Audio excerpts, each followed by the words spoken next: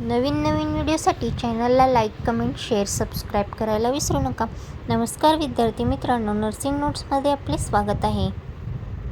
तर आजच्या व्हिडिओमध्ये आपण प्रश्न क्रमांक 4 मधील अ बघणार आहोत. कम्युनिटी मेंटल हेल्थ सर्व्हिसची संधी, याला सामुदायिक मानसिक आरोग्य सेवांची व्याप्ती असेही म्हटले जाते. तर चला बघूया, समुदाय मानसिक आरोग्य सेवांची व्याप्ती म्हणजे काय. तर समुदाय मानसिक आरोग्य सेवांचा मुख्य उद्देश हा मानसिक आजार उपचार केवळ मोठ्या रुग्णालयापुरता मर्यादित न ठेवता तो थेट लोकांपर्यंत पोहोचावा यासाठी प्रयत्न करणे. पॉईंट पण बघूयात. प्रतिबंध आणि संवर्धन, प्रिव्हेंटेशन अँड प्रमोशन. तर हा विभाग काय करतो, मानसिक आजार होण्यापूर्वीच ते रोखण्यासाठी प्रयत्न करतो. त्यानंतर आहे प्राथमिक प्रतिबंध, म्हणजे समाजात मानसिक आरोग्याबद्दल जागरूकता निर्माण करणे आणि त्याबद्दलचा सामाजिक कलंक दूर करणे. त्यानंतर आहे मानसिक आरोग्य शिक्षण, जसे की शाळा, कार्यालय आणि समाज केंद्रामध्ये तणाव व्यवस्थापन करणे. त्याचप्रमाणे लवचिकता वाढवणे किंवा लवचिकता शिकवणे. त्यानंतर आहे संकट निवारण, नैसर्गिक आपत्ती किंवा वैयक्तिक दुःखद घटना अशा वेळी तातडीने आधार देऊन दीर्घकालीन मानसिक धक्का टाळणे. दुसरा पॉईंट आहे लवकर निदान आणि उपचार, अर्ली आयडेंटिफिकेशन अँड ट्रीटमेंट. लक्षणे सुरुवातीलाच ओळखून उपचार केल्यास रुग्ण लवकर बरा होऊ शकतो.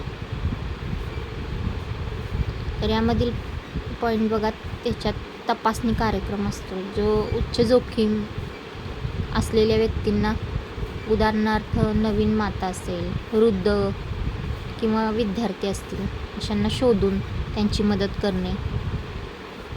त्यानंतर बाह्य रुग्ण विभाग म्हणजे OPD म्हणतात त्याला, ते स्थानिक क्लिनिकमध्ये मानसोपचार तज्ज्ञाचा सल्ला उपलब्ध करून देणे, जेणेकरून रुग्णांना लांबचा प्रवास करावा लागणार नाही.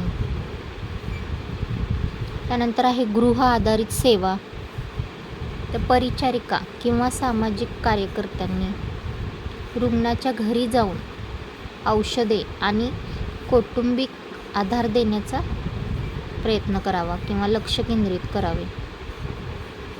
त्यानंतर आहे पुनर्वसन आणि सामाजिक एकत्रीकरण करणे. दीर्घकालीन मानसिक आजार असेल अशा व्यक्तींना स्वावलंबी बनवणे. त्यानंतर व्यावसायिक प्रशिक्षण, तर रुग्णांना स्वतःच्या पायावर उभे राहण्यासाठी विविध कौशल्य प्रशिक्षण देणे. डे केअर सेंटर्स, यामध्ये रुग्णांना दिवसाच्या वेळी सामाजिक संवाद आणि नवीन गोष्टी शिकवण्यासाठी सुरक्षित वातावरण देणे. त्यानंतर आहे हाफवे हाऊसेस, यामध्ये रुग्णालयातून समाजात परतताना मधल्या काळात राहण्यासाठी आणि सराव करण्यासाठी असलेल्या तात्पुरत्या निवासाची सोय करणे. चौथा पॉईंट आहे विशेष गटासाठी सेवा देणे, सपोर्ट फॉर स्पेशल ग्रुप. समाजातील काही विशिष्ट घटकांकडे विशेष लक्ष देणे, जसं की बघा बाल आणि किशोरवयीन सेवा, मुलांमधील वर्तणुकीच्या समस्या असतील, ADHD आणि अभ्यासातील अडचणी, अशा अडचणी सोडवणे.